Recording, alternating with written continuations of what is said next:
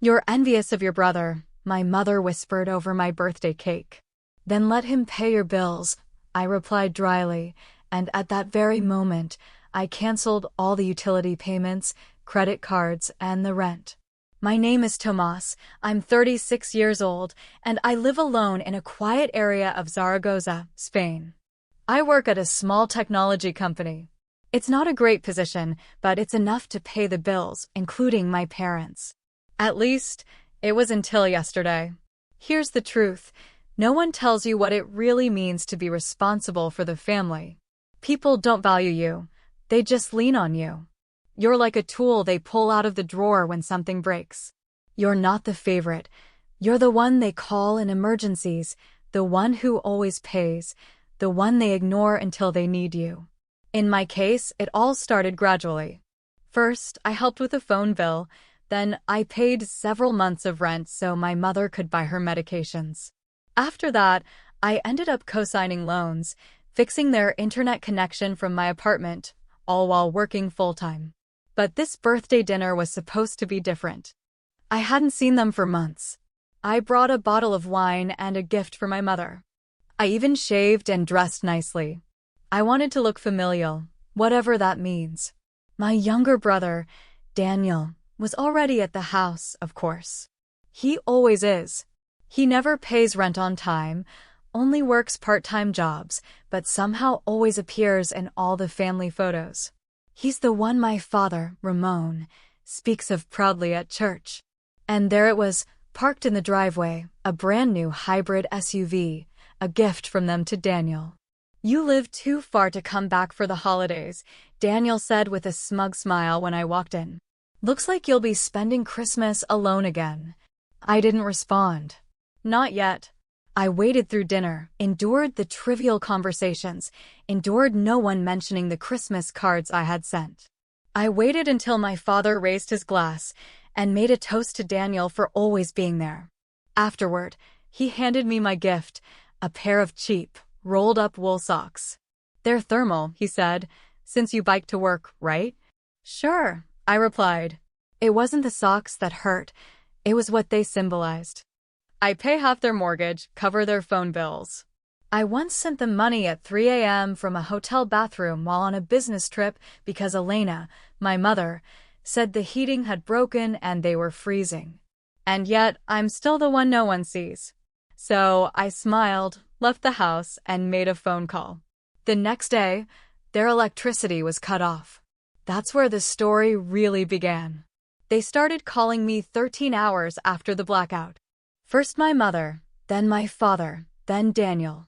I had missed calls, voicemails, even a blurry video of their dark kitchen with lit candles, as if they were performing some strange ritual.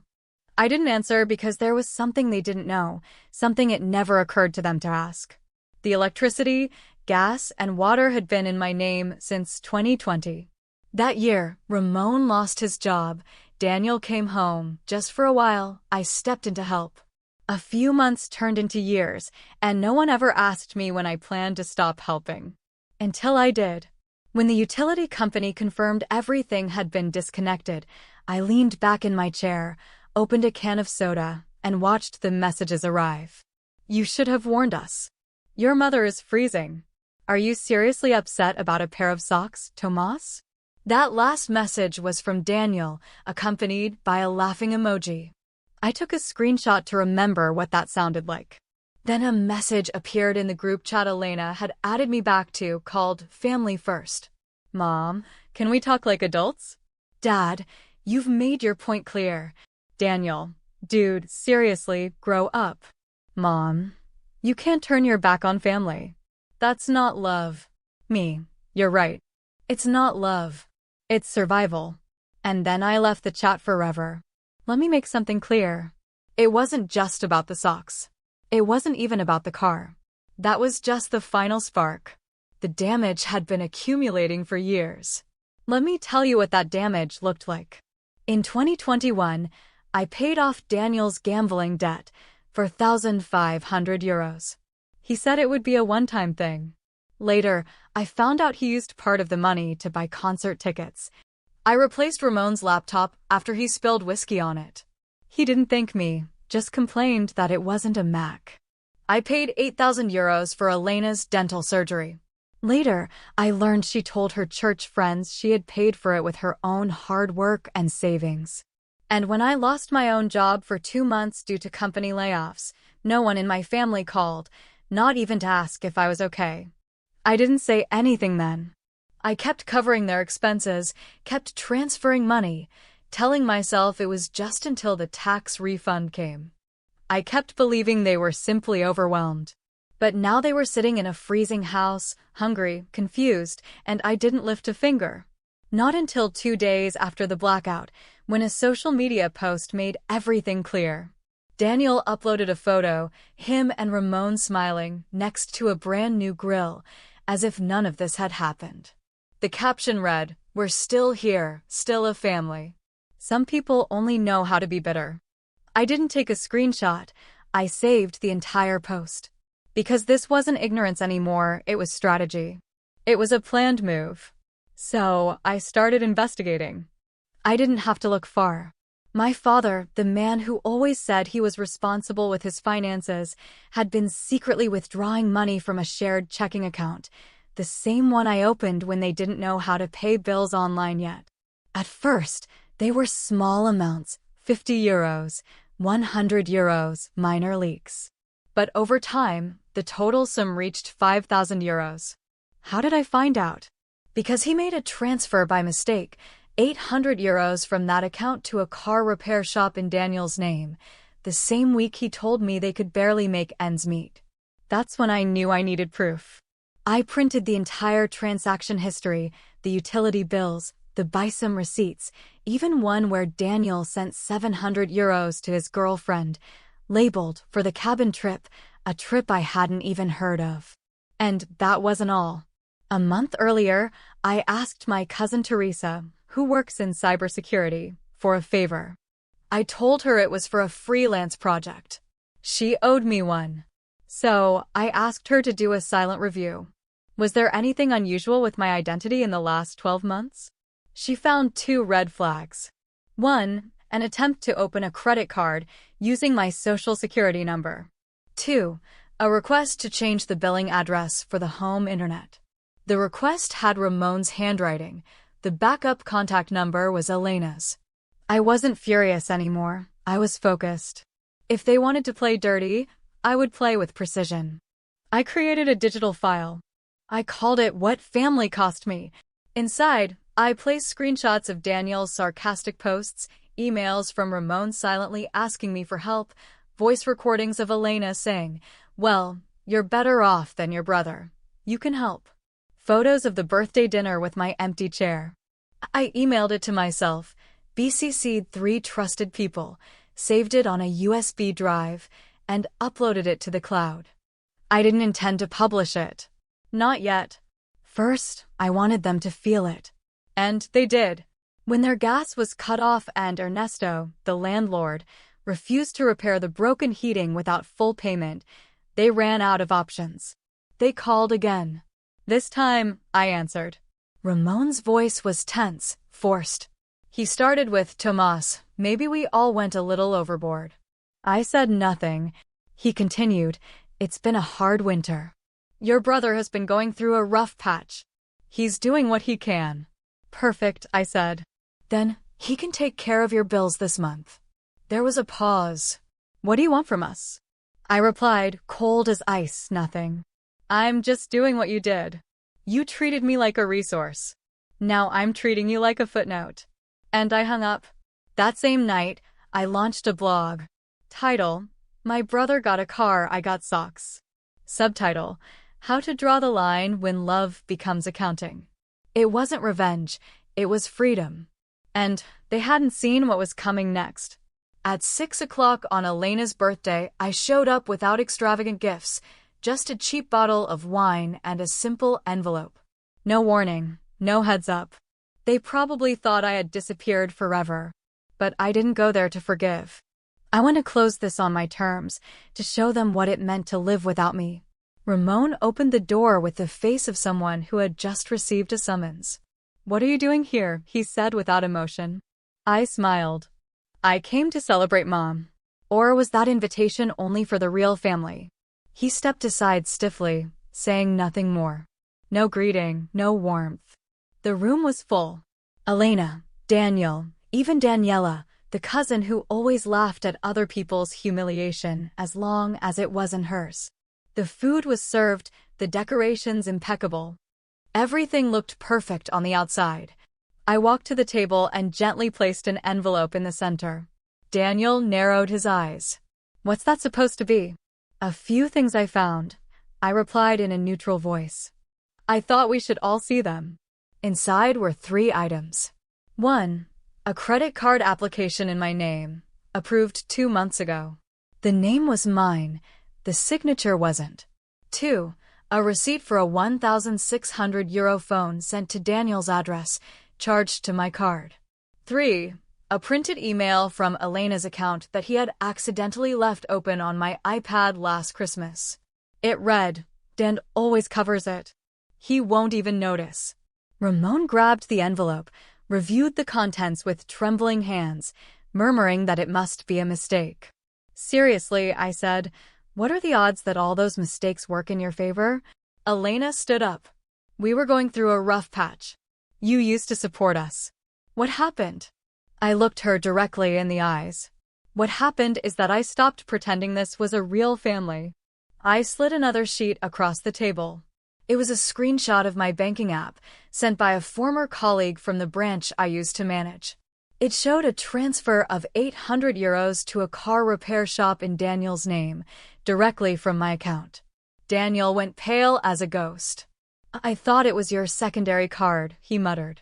I was planning to pay it back. Before or after buying you that PlayStation. He fell silent. Elena sank back into her chair as if her legs had given way. Ramon stared at the table, jaw clenched, fists closed, as if he still believed he was in control. He wasn't. I picked up my cell phone. Do you recognize this number? It was Elena's. I played a voicemail. It was her, pretending to be me on a call with my health insurance, trying to update my information, change the address, add prescriptions, even list Daniel as a beneficiary. I looked at her. Did you really think I wouldn't notice? She didn't speak, just shook her head. Then I turned to Ramon. Still want to pretend you didn't touch that shared account? He didn't say a word. Finally, Daniel exploded. This is crazy. Are you going to destroy everything over some bills on a phone? No, I said calmly. I'm doing this because you spent years treating me like a provider. You lied, you took what wasn't yours, and now you're angry because I noticed. I pulled out one last sheet. It wasn't from a bank, not official. Just a handwritten list found on their kitchen counter. Title, How to Gradually Transfer Expenses to Tomas. Third point, start putting bills in his name. No one will notice. The air became thick, cold. Daniel went out to the balcony. Elena covered her face with her hands. Ramon simply stared at the wall as if he expected it to open up and let him escape. Finally, Ramon looked at me and asked in a low voice, "Are you trying to destroy this family?" I stepped forward calmly, without raising my voice. "You were the ones who did it first," I said slowly. Lie after lie, bill after bill. I'm just returning everything at once. I headed for the door. Before leaving, I stopped with my hand on the knob. Oh, and keep the socks, Dad. You'll need them when the next bills arrive. Then I left. I didn't go home, not even to my apartment. I just drove, no map, no destination, just the road and the kind of silence that only comes when something inside you finally breaks. I ended up in a cheap motel 2 towns over. The lights flickered, everything smelled of disinfectant, but the sheets still felt cleaner than what I had left behind. The next morning, my phone was flooded. 36 missed calls, 12 voicemails, 3 blocked contacts, and a text message from Daniel. This isn't over. And he was right. It wasn't over, not even close. 3 days later, things really started to fall apart. Elena sent me an email, something she never does, asking if I had reported anything to the credit agencies. She said her card had been frozen. I didn't reply. That same night, My former landlord, Ernesto, called. Someone had contacted him pretending to be me, asking about my old lease. When Ernesto asked for identification, the imposter hung up. Clumsy, obvious, desperate. It was time for the next step. A month before everything blew up, I had quietly started to prepare the documents, something I didn't think I would actually do, sever all financial and legal ties that still bound me to my family. But in the end, I did it all in a single weekend. I contacted the bank and removed myself from any shared accounts. I closed the secondary account Ramon used to sneak in unpaid bills. I deactivated the automatic payment for their electricity and internet bills. Again. After that, I talked to my accountant. I had created a small trust fund years ago, nothing big, just some bonds and minor investments I made when I still believed I would retire someday. Until then, they were the beneficiaries. That changed now. Every euro would go directly to a private charitable fund, cancer research, disaster relief, student support. Strangers who never lied to me or used me. And it felt like the right decision. They had wasted my love. Now that money would go to someone I don't even know, and that seemed fair to me. The consequences began to appear little by little. 2 weeks after the birthday dinner, a friend from the pharmacy where Elena used to pick up her medication called me. He sounded uncomfortable. "Did you cancel your mother's health insurance?" "No," I said. "I just stopped paying for the one she was using. Now she'll have to get her own, like anyone else." But the real disaster started when Ernesto, their landlord, called me again, and this time it wasn't out of courtesy. "Tomas," he said, "I don't want to get you involved in this, but your name is still on the lease." I didn't answer him anymore. In less than 48 hours, I submitted the necessary documentation to remove myself from the lease. I also provided him with reports of my parents' income, unpaid rent, and uncovered bills from the last 3 months. Ernesto sounded surprised. "They always acted like you were helping them out of kindness." I laughed. I didn't tell him. They acted like I had no choice. 3 days later, I received a message on social media from Daniela, the cousin who used to make fun of my shirts and call me Fluffy Tomas. She wasn't making fun anymore. She sent me a screenshot of a family chat I wasn't part of. Daniel had uploaded a photo of his car with the text, "Selling this week, need money." DM'd me. Someone replied, "I thought your brother covered everything." And Daniela commented, "Looks like Tomas' bank has closed." I didn't reply. I just looked at it and let them fight amongst themselves. But what struck me the most was a voicemail from Ramon. It arrived at 2:13 a.m. His voice was rough, slow, as if he had been drinking. "Tomas," he murmured. "Do you think you're a hero now? Do you think you can just leave like that, as if you were the good guy in the story?" He paused, and then said the phrase that revealed the whole truth. "You were supposed to stay broken." That was their entire way of thinking. I wasn't their son. I was a useful tool if I stayed quiet and kept giving them what they needed. But now I was free, untouchable. A month later, I moved. Not just from the house, from the city.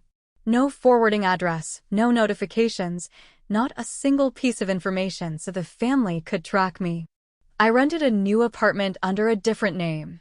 Even the electricity and internet were contracted through a service that hides the real identity. I wasn't hiding, I was protecting myself. I bought a second cell phone. The first one stayed off, in a drawer, a tomb for all those numbers that only called when they needed something from me. And since I needed real closure, I sent one last message.